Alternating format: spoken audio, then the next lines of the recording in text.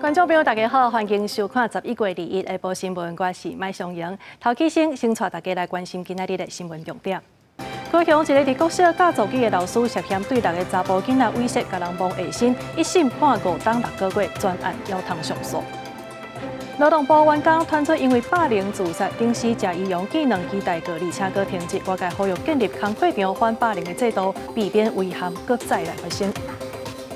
好，继续咱要关心的就是国内呢，伫咧高雄有一个外聘，互人的伫咧国小咧教座机的这个老师，伊是涉嫌伫咧2021到2023年这中间，对6个查甫囡仔来威胁，而且甲人摸下身。虽然讲这个老师伊是讲呢，甲查甫囡仔摸性器官，就是要确认因敢有大汉，而且这是原住民的传统。也毋过法官伫咧经过调查了后，确认毋是传统，所以一审甲判5档6个月。专案要通上诉。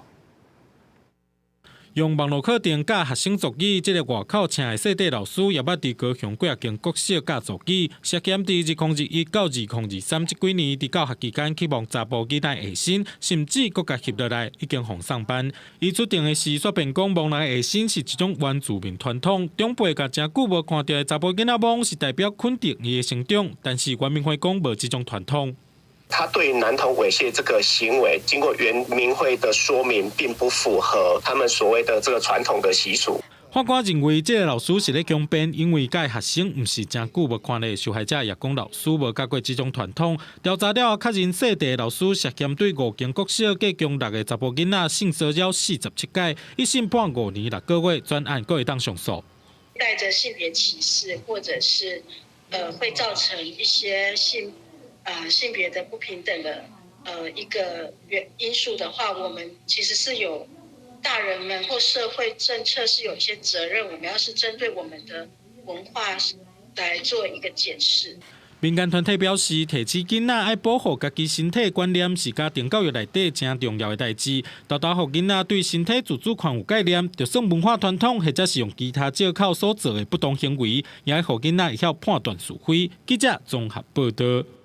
再来看新竹有一个3个月大的查甫婴仔，伊的老母呢，因为长期食刀搁加饲母奶，今年3月中毒死亡。这法医伫咧婴仔的体内验到高度真悬的安非他命，法院是照过失致死罪来判姓杨的老母关6个月，专案也会当上诉。另外，伊的3个幼囡仔，即嘛是照规定由市政府甲安置。新竹市一个3个月大的查甫婴仔，因面受反背骹手冰冷，往送去急诊，不过抢救无到1点钟就宣告不治。事后法医伫咧查甫婴仔体内验出高浓度的甲基安非他命。姓杨的老母承认讲，饲母内时拢有咧食毒。查甫婴仔啉真侪有毒的母乳，再生共死。本件被告涉犯刑法第276条过失致死罪。本院审酌被告为了吸毒解瘾，轻忽被害人的健全发育，过失责任程度重大。同时考量被告坦诚犯行、上知悔悟等情状，判处被告有期徒刑6月，得1颗罚金。本案仍可上诉。查甫婴的老母照过失致死罪判6个月有期徒刑，会当改罚金，嘛会当上诉。新竹市社会局表示讲，因厝内有3个幼囡仔，照规定会由市府来安置，嘛会强制这个老母上亲子教育课程。检警介入调查了后发现，查甫婴的肺甲头鬃的甲基安非他命已经达到对婴儿婴儿上计致死量的4倍半，佫检出体内甲基安非他命代谢做安非他命。你说既然要喂母奶的话，那个平常如果有饮酒习惯的话，都真的是尽量避免。那毒品当然是绝对不行啦，不只是妈妈不适合，宝宝更不适合。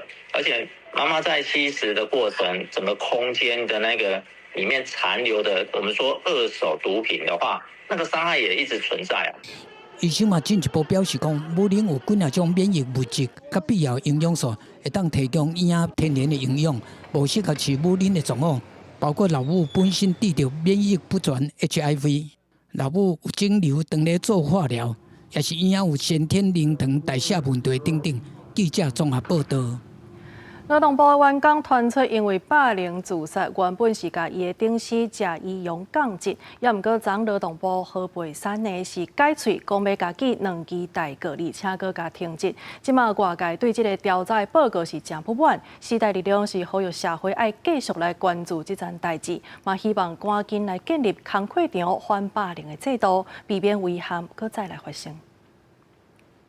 反霸凌，反霸凌，要真相，要真相，扩大调查范围，扩大调查范围。时代力量党主席甲法律系教授21甲乌布挂伫劳动部门口，伫劳动部外口召开记者会，呼吁主管职业安全法保护劳动安全的主管机关劳动部，应该爱对即届的8分数公务人员行底路的事件反省，希望会当扩大调查，互家属全国公务人员各有劳工朋友一个交代。 说要呼吁的是，行政院长卓荣泰主持院级的调查小组，而且应该要纳入外部的专业的独立的人士来协助调查劳动部的霸凌事件。现场法律系教授也表示，在做行政调查的时，会拄到内部人员无愿意透露相关的信息。不过，伊也强调，甲程序做好，公开透明，互民众信任这件代志非常重要。基本上来讲，调查出来的结果跟理由无法相符。 然后呢，调查的结果今天是一个结果，明天是一个结果。如果劳动部自己处理事情都不能这么仔细，都不能处理依照法律的规定来做的话，那怎么要求其他的劳动者都会去相信劳动部是一个做事情可以帮他们主持公道的一个机关？另外，时代力量党主席王婉如强调，目前咱台湾无工课霸凌防治的制度，即摆的这案款敢若会当保障检查是毋是有做好预防措施，无法度针对霸凌行为去调查处罚。希望未来会当参考校园霸凌相关防治办法，各政府单位赶紧建立工课场上反霸凌的调查机制加审议机制。记者张家琪、谢桂玲台北报道。 好，咱头拄看到这劳动部才拄发生员工哪像想到霸凌自杀的事件，即马就连卫福部嘛传出疾管署警备组长甲员工霸凌，立委柯景君伫个质询的时阵是甲相关的录音档案甲爆出来。部长柯泰源是表示讲，即马已经有要求疾管署赶紧来处理，调查报告预计后礼拜4就会出来。 在劳动部的事件了后，工课场霸凌的情形小连续红爆出来。民众党立委陈昭珠日伊讲伊接到检举，而且卫福部主任秘书兼社保司司长刘玉官上台，甲问讲敢是有无分平常时啊，或者是休困日，拢要求下司都要24点钟提名，家己早早就下班。 我没有请过同仁要加班，或是假日要来上班，没有一次都没有过。就是一句话，就是没有。有提到执政党空降爱将，我这应该不是你。因为民众也无签名的文章内底有讲到是最近才调来的市长，卫福部部长柯泰源表示，即卖卫福部市长并无新上任的，亚康的内容甲刘玉官的背景并无同款。针对外界关注，有消息指出，卫福部疾管署警备组长哪像涉及工课场的霸凌。 柯泰源强调讲，已经要求疾管署加速处理，甲过去本来需要2个月完成工课场霸凌的调查，缩短做1礼拜。下午回去，有人就打电话，匿名电话进来，但我们都会一一的经过查证，然后也希望您可以审慎的处理。时程，因为大家关注，所以我们把整个2个月的时程缩成1个礼拜要来完成。疾管署署长曾金雄进一步指出，疾管署霸凌调查报告按算后礼拜4会出来。 而且会尽量伫迄天召开考察会。今日立委柯景君伫咧质询的时阵，嘛报送疾管署内底咧烧灭录音的档案。我会这样做，我是神经病吗？下次我不要跟你们开会了。部长，这您听一下哈，这声音你认得吗？讲这种话听不懂吗？我认得嘛啊。你为什么要改？这是目的良善的沟通吗？当然，我觉得语气对不对？啊，你会不会比较劳动部来处理？一定会啊。 柯泰源强调讲，无允准霸凌的现象发生。曾金雄表示，疾管署已经成立专案小组，嘛会找法律专业甲心理咨询专业的外部委员来参与调查。记者综合报道。国土计划法明年4月底就要来实施，也毋过煞有部分的县市反对，在野党的立委甚至阁话要来修法，互伊慢车实施。一寡权团甲学者就跳出来质疑讲，遮讲反对的人，因根本就是希望会当伫农地大开发。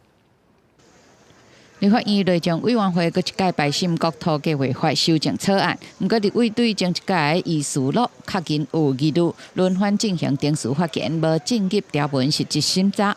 关系到国土地属的国土计划法明年4月底上路，但部分县市有疑虑呼吁暂缓。会知内政部长刘世峰点名，佮8县市无交国土功能分区图。那这8个县市呢，大一部分呢都是。国民党所主导的县市长，新北市、台中市、云林县，还有苗栗都答应要在12月底之前送。有检讨空间，但环团坚持不应该延后上路，指出已经开将近20年，立法了后，佮开8年时间准备，无正当理由一延再延，更加批评提案延后的立委实在把立法当作是囡仔在耍。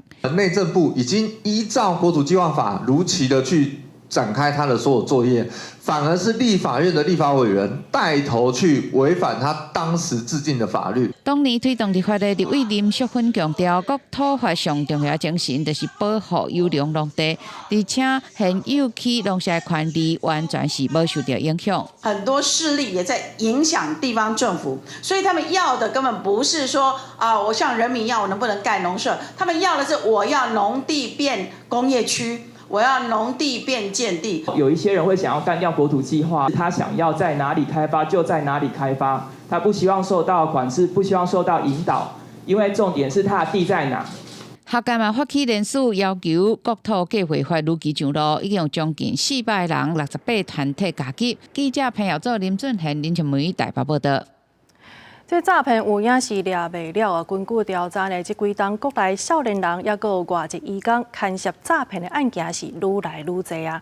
今仔日立法院司法甲法制委员会就邀请到中央部会来报告，看要安怎来改善这款的状况。也那警政署是强调讲，除了宣传，嘛透过车手去调查幕后的诈骗集团。我今天要收多少钱？去年8月，台中警方抓到这个升专四的学生，和诈骗集团以高薪吸收做车手。根据内政部统计，2019年到2024年10月，有11191个12岁到18岁的少年人牵涉诈骗案件。以做车手提供人头口座占大宗。拜四立法院司法委员会质询内政部等部会，安怎检究少年人接触诈骗集团？在学校里面上课的同学，我们或许比较能够掌握情况，但对于在校园以外的地方更是能够诱使青少年接触诈骗行为的地方。高风险的这些的少年，那我们会去再加强去做一个了解跟查缉。我所谓的高风险就是说失学啦、辍学啦，这些中辍生也会特别去做了解。教唆者，我们会加强去做幕后集团的一个做这样的一个查缉。警政署讲，2021年到去年，少年牵涉诈骗为300多人，提悬到700多人。因即马除了宣导防诈骗的意识，也宣传家长有连带责任。各会办过手庭为车手去调查幕后的犯罪集团，希望打击诈骗集团。除了未成年，根据内政部的统计，移工牵涉诈骗案件的人数也在增加。2022年到去年，为382人，增加到716人。吃头路的，伊毋是来做生意，一个月基本薪资袂超过3万，那安尼伊一个月汇入来有10万、15万，15万的伊的薪水的5倍安尼，咱就甲提出警示，然后交予警政单位。委员的意见我们列管。内政部分析，移工可能因为对台湾的法律较无熟悉，若拄着经济压力，就有可能互共缘牵去做诈骗。在野立委建议建立反向口座的警示机制。内政部讲会甲意见早登去建议，1个月提出初步的报告。记者郭林旭凯台北报道。又到到年底啊，人力银行的调查呢，讲今年这劳工的年薪统计平均是80多万，也那另外呢，做半导体的呢，一档是赚有103万外，也阁有一寡做不动产中人的，因为受到这个新青安政策的影响，今年是一档赚到152万外。另外呢，明年到底敢有法度来调薪水呢？即马根据统计是有将近50成的企业可能会调，平均呢是会调3.2%。如果到年尾啊，大家拢伫咧关心年终奖金要安怎分，员工一年的辛苦是毋是咱有正面的回应？有人力银行调查显示，今年整体年薪平均是80.2万，年终的部分平均是1.12个月，比去年比是稍微增加0.04个月。但是其中有11.2%的企业年终奖金比去年较少。这些企业大部分都集中在民生消费产业，还有像餐饮服务业。那它在整体台湾的就业市场上面，他们就本来就属于年薪比较低的企业，他们要进驻那种高薪的水准，其实必须要靠其他的奖金、福利，还有创意的休假。根据人力银行调查，今年年薪总计前3名，依然是以半导体业第一，平均年薪是103.5万；电信加通信业是95.1万；卫瑞、纺织品制造业是94.6万。另外，伫咧非工程职务部分，因为业绩带动高年薪的行业，正如是新青安政策带动房市专列的不动产经纪人，年薪就到152.1万。申请专利的专利师是110.3万，也有汽车销售加通路开发人员，年薪也拢超过100万。因那明年有67.5%的股份会计法律业会调薪4.1%，超过4成的电信通信加制造业会调薪3.8%。另外，伫咧半导体业、大数产业业加营建业，估计调薪幅度会超过3%。餐饮业是不是就能够调薪？很多的连锁但是它生意好的，相对的它不是调薪了，它那个要薪资吸引人。人力银行讲，虽然经济行出谷底回升，但是不是所有的产业拢变好，以后的薪资结果恐惊也是 M 型化的差距，要继续观察。记者综合报道。国际消息，咱要先来看美国西北部，那这风雨真大细呢嘛，落得真大阵，是造成大范围失电的灾情。目前知影是已经有2个人死亡，超过60万户失电，拢总是影响700万人。专家嘛指出讲，这个机器也的系统差不多就是第4级的飓风。伫咧大风雨闪过了后，真侪树仔规丛被淹倒，一寡车冒险对树仔骹驶过。这场强烈的大风雨自19号开始影响北美，强风大雨佮落雪，和华盛顿州有超过60万户无电，加州也15000外户失电，影响太平洋沿岸各州700万的居民。We had some trees come down, and a lot of things blew around, but we did okay. Nothing major. 风暴的风速1.80公里，阵风上悬有到时速110公里，影响范围包括加州北部、奥勒冈加华盛顿州。这场风暴互人叫做炸弹气旋，是指冷空气团加暖空气伫咧24点钟久内快速消融佮强化的现象。There's a number of factors that are involved with any storm system to make it a bomb cyclone. But really, the most frequent thing that we see is when we have some stronger cold air being pulled into a warmer system. 炸弹气旋唔那是美国西海岸，也有可能发生伫咧西北太平洋加北大西洋。华盛顿邮报讲，根据自1940年代以来大气压力资料显示，这场风暴是有记录以来上强的11个风暴，上计中心气压的强度差不多是4级飓风。公司新闻郑伟玲、吴义昌编辑。联合国安理会对加沙停火决议来进行表决，结果呢，煞阁因为美国用否决权全未当通过。美国国务院是表示讲，因的立场无改变，坚持停火甲人质的释放是一定拢爱白做伙。也那中国甲罗西亚的大赛，因是来批评美国主动飞机甲平民的伤亡放外国。另外呢，以色列搁伫咧昨下晡来空袭加沙，拢总是造成15个人死亡。联合国安理会投票对加沙停火决议进行表决，结果一共有14票赞成，不过因为美国搁在动用否决权，投反对票，所以无通过。What it doesn't do is link the release of hostages to an immediate unconditional ceasefire. And we have made clear throughout this process that we cannot support a resolution that calls for an unconditional immediate ceasefire and delinks it from the release of hostages. 这项停火决议由10个非常任理事国提出，加上中国、英国、法国、罗西亚4个常任理事国，加共14票赞成。决议的内容主要要求以色列甲哈马斯虽无条件永远停火，并且重新强调虽无条件放所有的人质。纽约时报指出，中面的决议确实有提到要求放所有的人质，不过美国有关坚持无同意。真侪个批评美国无要义平民的伤亡遭到决议通过。There is no right to mass killing of civilians.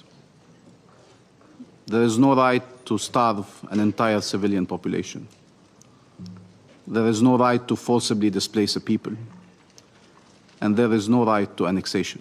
美国独家使用否决权，粉碎了加沙民众活下去的一线生机，把他们进一步推向了黑暗和绝望之中。不过，就伫联合国表决的同一天，以色列对加沙搁再发动空袭，让生死离别的悲剧继续发生。美联社的记者清点尸体指出，这场空袭造成15个人死亡，其中有5个囡仔加3个女人。عم بكرة أبينا إيش ذنبنا إحنا إيش عملنا في الحياة هذا ذنبنا وين العرب عنا وين المسلمين يشوفوا إيش اللي بيصير فينا قاعدين وينهم كل يوم 200 300 شهيد وين العرب حسبي الله ونعم الوكيل لا أكثر ولا أقل。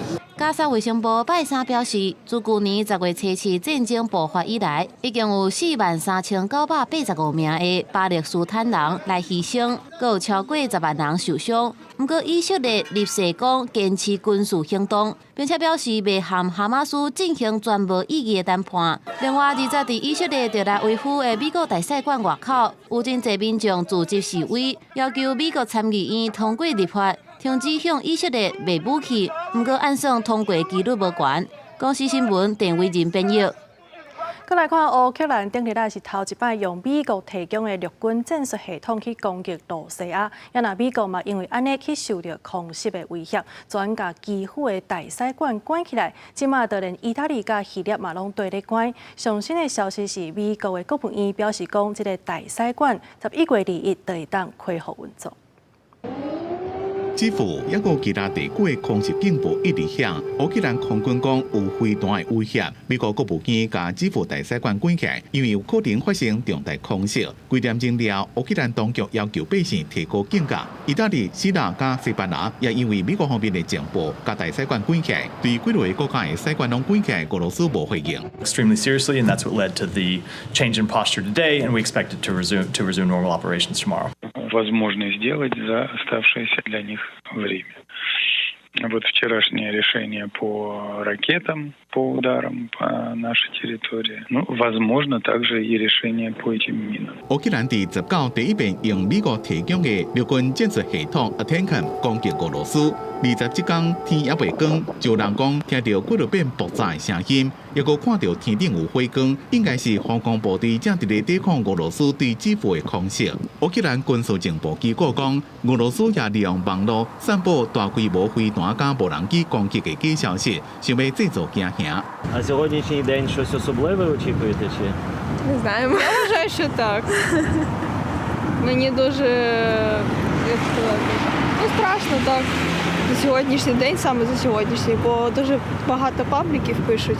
另外，彭博社引述西方的一位官员消息讲，乌克兰也得到英国答应，使用英国提供的暴风之影飞弹，第一遍射向俄罗斯的领土，来回应俄罗斯部署的北韩部队。暴风之影是英国甲法国联合研发的巡弋飞弹，上大射程250公里。伫同这个时阵，美国总统拜登也已经同意提供乌克兰能源设想地雷。有一位国防部的官员甲英国广播公司 BBC 讲，美国正一个加强援助，拖慢俄罗斯的进攻。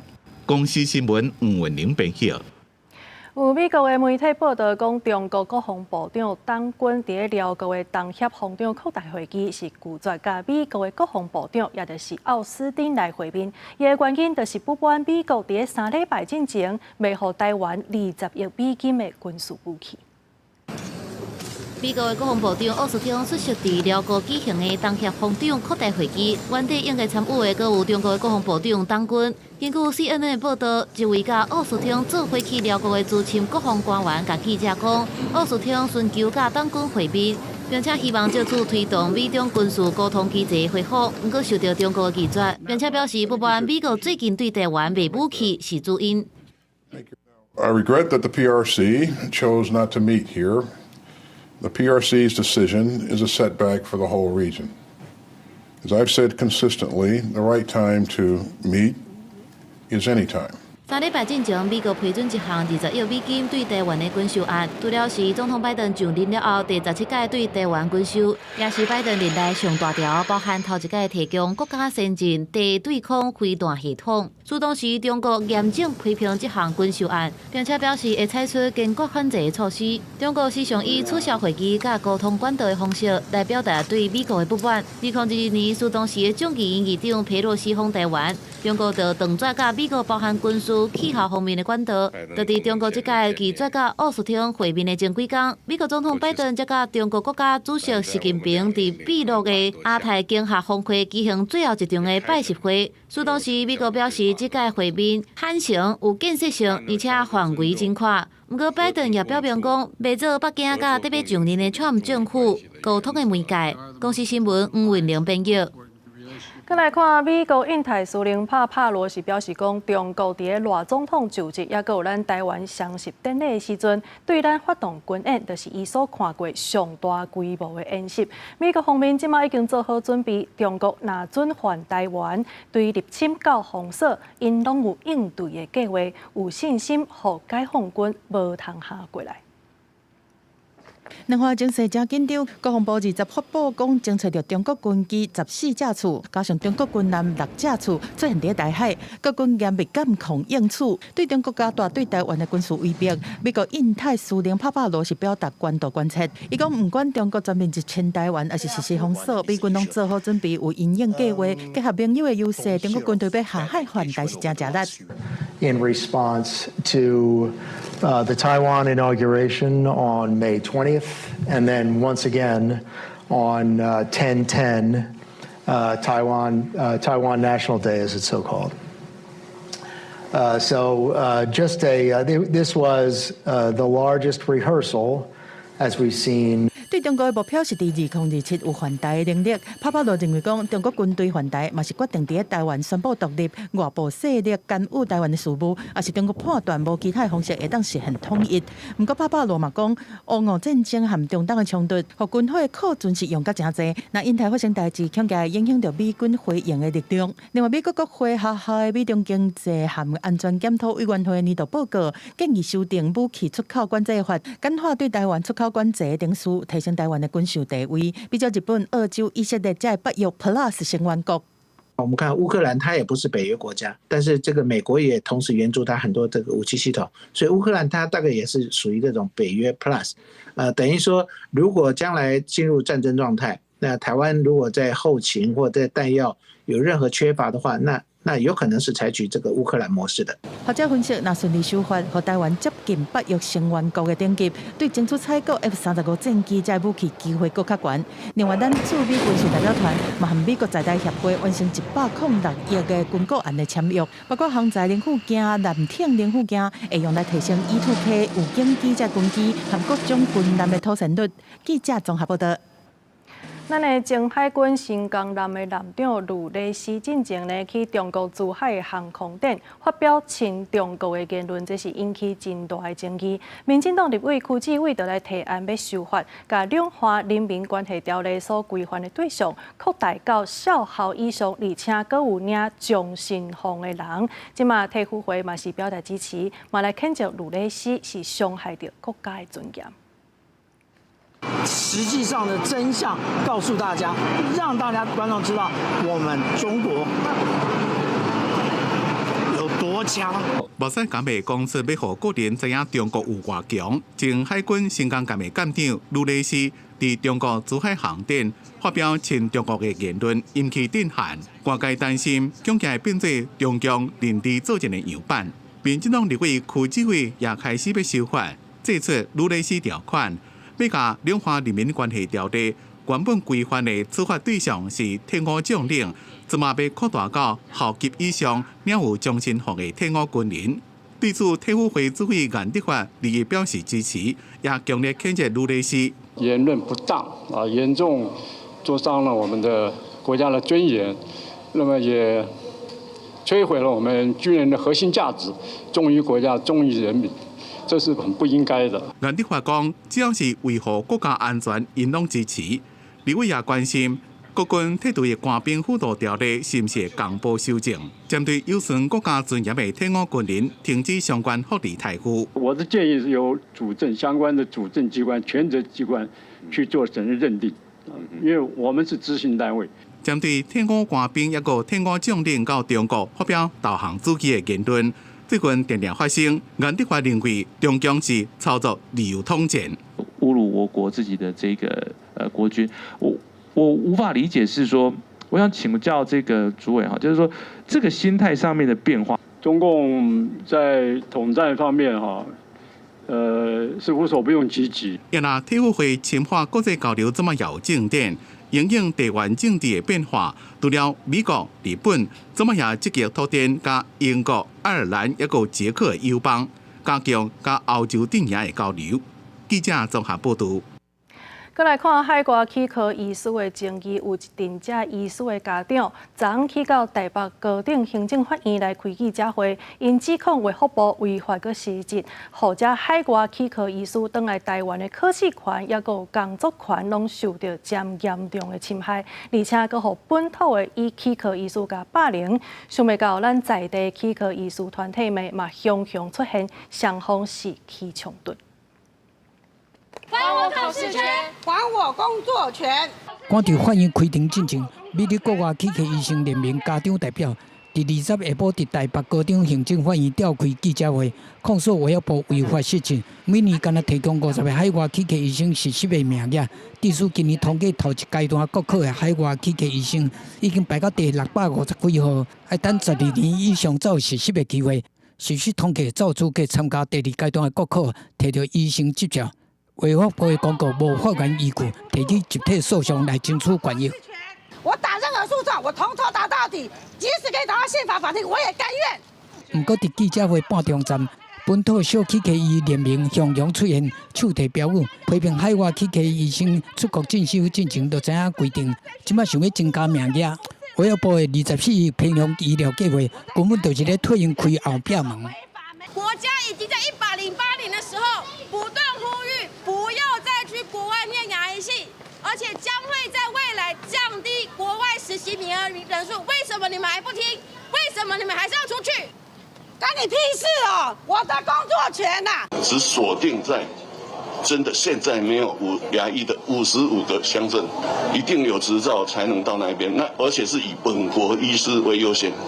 其实，大家咧讲的泡泡医师，就是去波兰、西班牙等等欧洲国家读医学科系，无参加当地病院实习，嘛无摕到当地医生执照的医学生，毕业了返来台湾报考国考，摕到医生执照。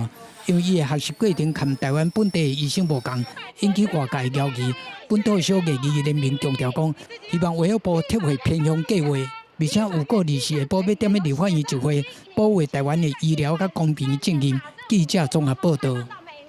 今年11月，风台甲宜兰沿海的渔网啊，拢吹歹去，即卖呢，佮加上东北季风的影响，业者是要无通机会甲收回来。另外，部分渔船的普罗佩拉嘛，或者渔网啊，拢加调的，这船只呢是袂顶袂动。县政府表示讲，会赶紧来争取救助，互业者赶紧恢复作业。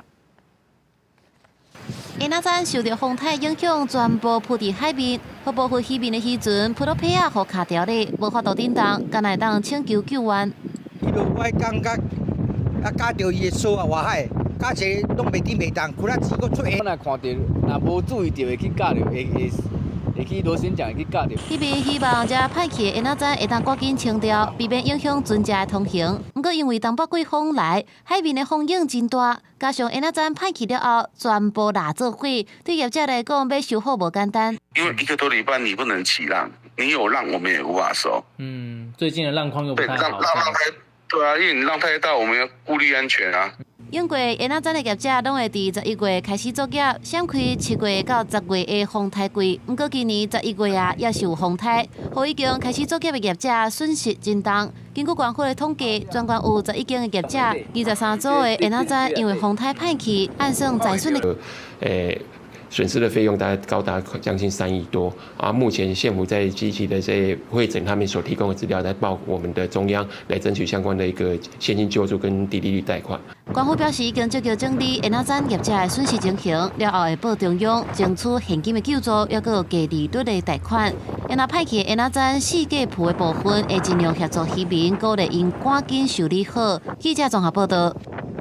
再来关心苗栗三湾的东景村的是一个干那800多人的庄头，这本地是咧做田的，也毋过最近所发现有供电业者来施工，而且这开发的地点离因的徛家是干那3公尺尔。村民去到县议会来抗议，也那县政府是讲，其实这案伫咧3冬前就已经通过啊。这款团是认为讲，其实供电开发选地就是真重要的代志，所以呼吁政府应该得爱检讨政策。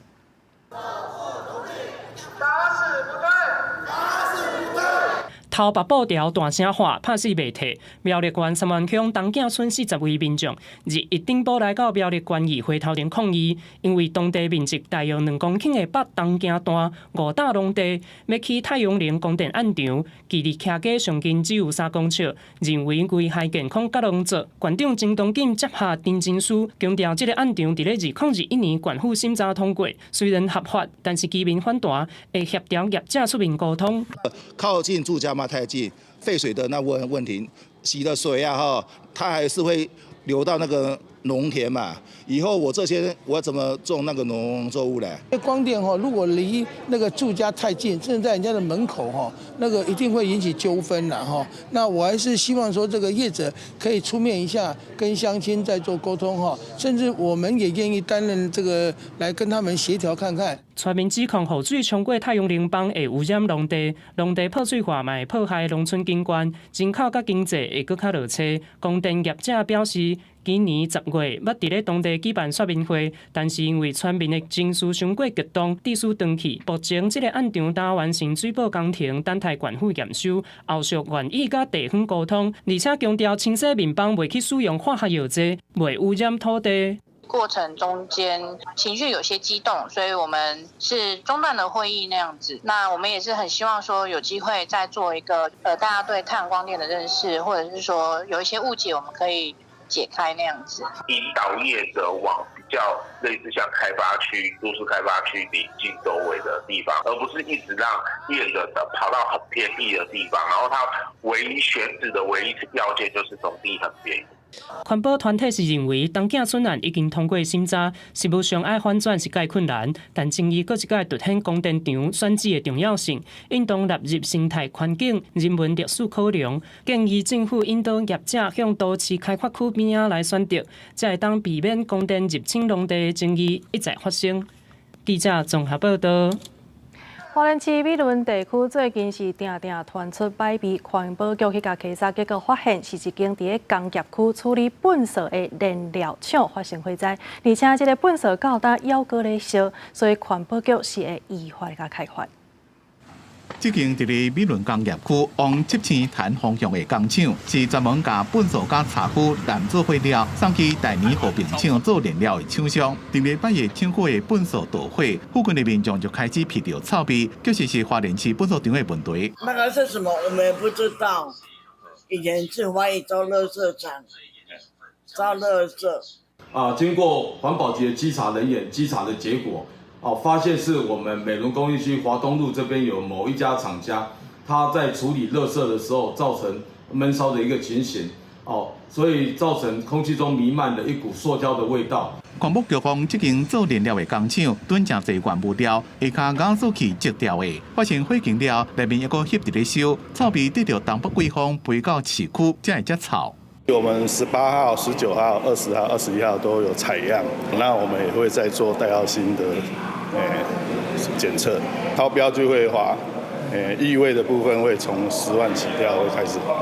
关于员工这件空污事件，因为包括塑胶甲茶壶的混合材料，烧的过程可能会产生正毒的戴奥辛，严重影响居民的健康，要求县府爱对业者重罚加追究责任。那其实，在整个居民来讲，已经非常愤怒的。那塑料确实会产生戴奥辛，也会产生民众的健康上的问题。那要求花莲县政府立即的对厂商进行相关的行动。环保局讲，即马已经甲污染气体送去做成分分析，若是超过规定，就会随开单处罚。现主时是要求厂商暂时停工，先拍火，伫分析甲防治结果出来了，才会当复工。记者综合报道。要将视障者过路的权利，咱来看根据统计呢，即马全台湾视障者差不多是有5万多人。虽然讲即马各地方政府拢有推即个路口导盲的过路线，也毋过看起来目前桃园是敢若10搭有尔。即个记录是6都上界低的。交通表示讲会拍拼来改善，希望讲伫个明年4月的时阵，就会当完成35搭的5套规划。过车路的回调线中央有3抓较幼的白线，这是引导视障者过车路的导盲回调线。伫桃园较闹热的所在，还有中正路甲复兴路路口的导盲回调线，有配会发出声音的号志。毋过变若落雨，点头广播的声音或者是车的声音伤大，视障者清在听无号志的声。另外，导盲回调线嘛无方向针的引导，对视障者也是无够优先。最好还是以脚能够直接感觉到的会最方便，方向专对。对准那个方向的，然后走过去，能够有踩到那个线的机会就可以了。如果说可以跟我们当地的政府团体能够做一个沟通，或是做一个协调敞开他们的方向，也才知道怎么去做。桃园目前有导盲回调线的，敢若有10个所在，是6都上少的嘛受到批评，甲上少的高雄甲台南来比，还阁差10个所在。另外，全台湾的导盲交通号志甲票线嘛无统一。亲像号志的秒数伤低，附近的声音伤差，导盲回调线引导的效果无好。桃园市视障辅导协会呼吁政府，都要听在地社福团体的意见，先做示范点，再搁持续来推动。考量有声号志的设置以及导盲行穿线的同步设置，能够更加提升视障者的一个通行路口的一个安全。所以交通局呢这边已经进行派工。交通局回应讲，桃园有25个所在，号志是有声音的。有10个所在有导盲回调线，因过主要是配合民众申请，所以设置，并不是伫设置有声音的号志的时阵，就同步规划。目前已经有拍排落，按算明年4月底进前，会有25个所在有导盲回调线，嘛会伫其他的路口为新的，累计到时会有35个所在拢有。记者综合报道。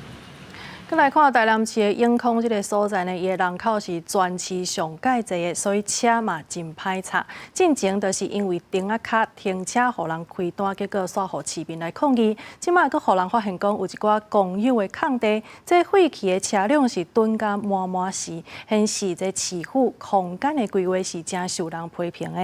也那台南市政府是表示讲，即摆会全力来协调甲改进。伫咧绿桥街骹有停真侪台车，拢行人里路，看起来真久无叮当着。有诶甚至无车牌，就连家己要卖车的牌啊拢挂出来。抑佫有废弃的乌托邦嘛，拢停伫遮，环境真垃圾。甲同一条街有人任用的空地比起来是天差地。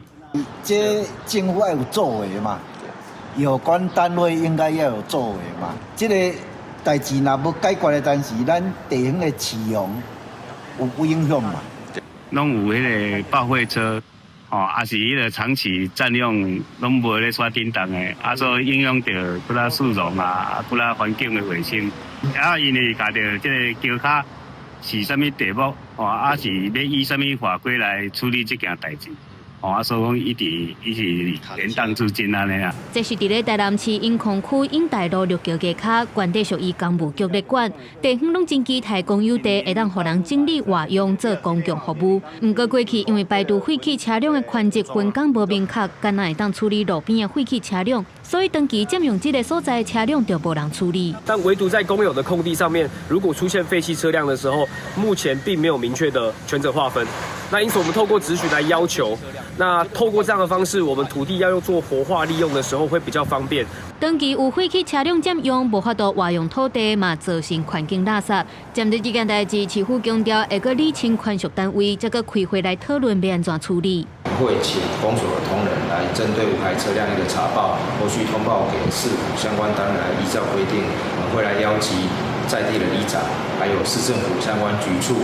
以及我们关心的在地的民意代表来共同研商。地方希望权责分工明确，互公有地会当规划做停车场、公园、运动场，或者是做公益性活动的场所等等。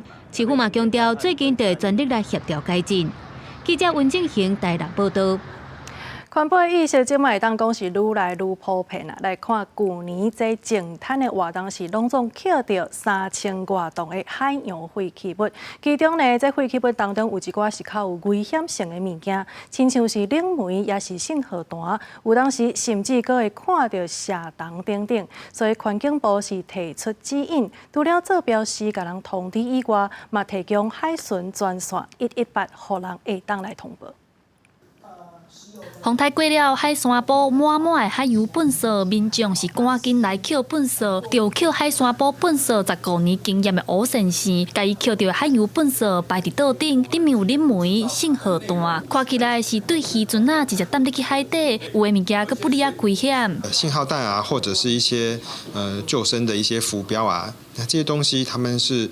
就是有国际法有规定，在航运上面的时候，每个船舶都需要有准备的。但是他们会过期，要是在海上做海抛丢到海里的话，就会污染海洋的环境。环境部为着要避免民众去海山堡捡粪扫的时，去捡到危险的物件出现风险，所以就定出指引，提供处理的方式。针对这寡危险的海洋废弃物，环境部表示，亲像医疗要用的注射针头、较高着火的物件、一寡高压的氧气、有毒的氧气，若是捡到，得赶紧通报地方政府1999专线；若是捡到保育动物的尸体，买当通报海巡署118专线。具有危险性的废弃物都能够做好标示，来通知有关单位，分别是海巡署的118及我们的各县市政府的1999专线。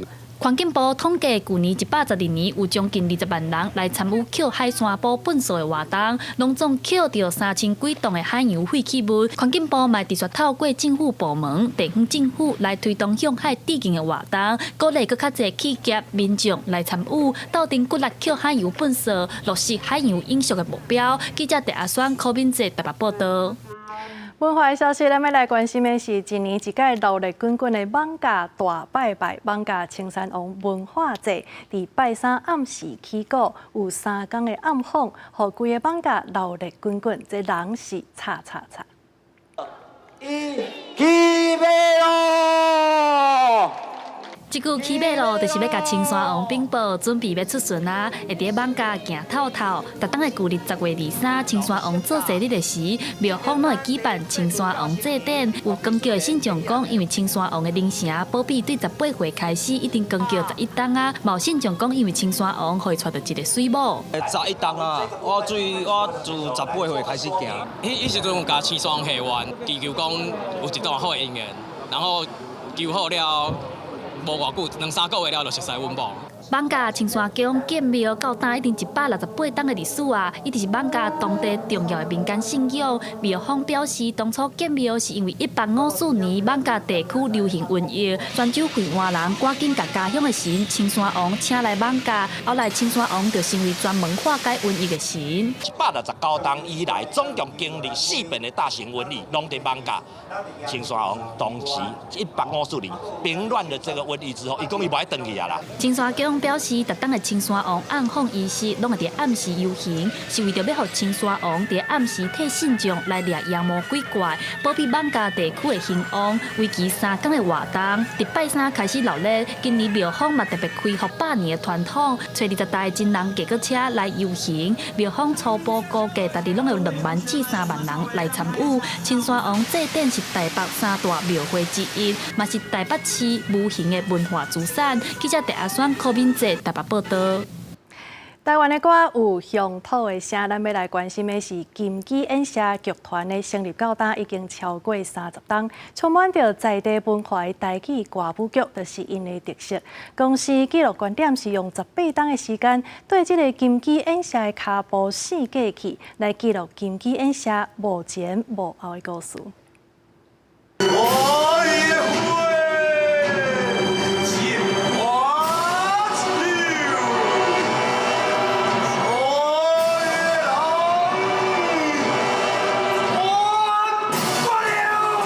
以古希腊的诗人荷马的长篇史诗《伊利亚特》发想的剧本，就算是希腊神话金鸡演写剧团也通用台语搬。而且希腊悲剧伫电影布莱德比特，伊就用英文啊，啊谁那用英文讲，啊谁那袂用台语讲。金鸡演写剧团1993年成立高达超过30年，剧团的养分来自民间欧佩拉戏等等台湾文化。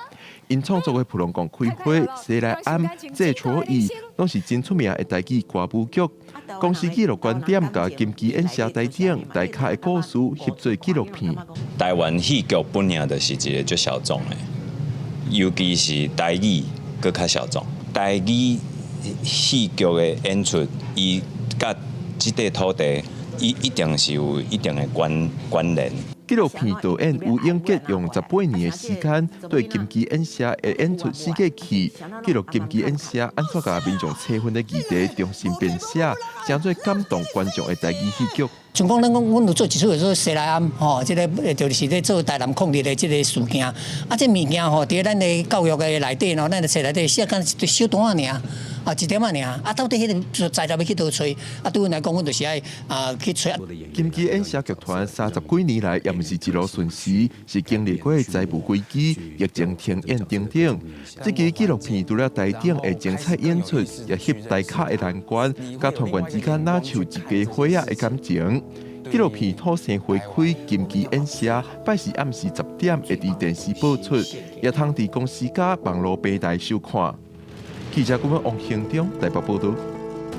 即马这野生动物的保育已经愈来愈受到重视，也毋过呢，因为环境的开发，所以嘛定定会传出人类甲野生动物的冲突。伫个墨西哥，也阁有中国就发生有狮甲虎走去人家厝的状况，所以当地是赶紧通报相关单位来应对。中国乌龙江省的不离关中泰村礼拜出现惊人的场景，街边将伫透早听到无啥正常声音，出门去看卖，无想到一只虎就伫外口走来走去。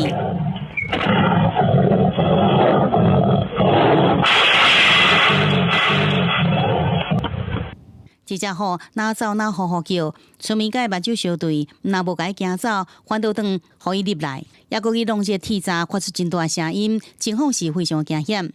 不离关林业甲草原管理局也讲，有另外一个村民倒手互虎夹着伤，正正伫接受治疗，加在是无要紧。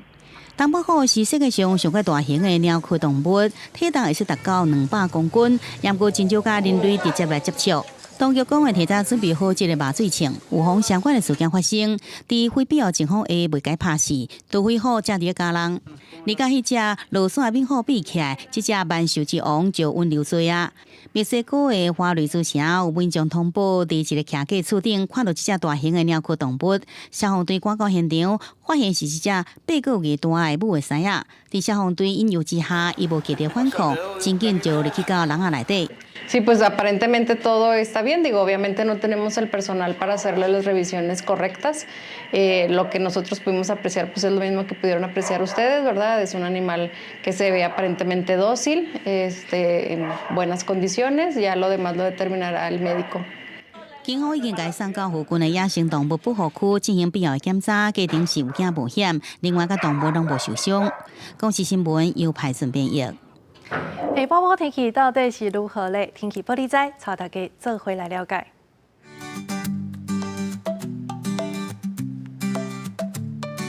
北部地区19度到22度，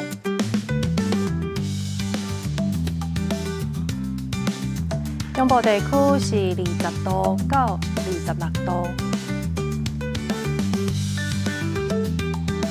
南部地区22度到28度，东部地区是19度到26度，外岛地区16度到23度。也有未来3天的气象。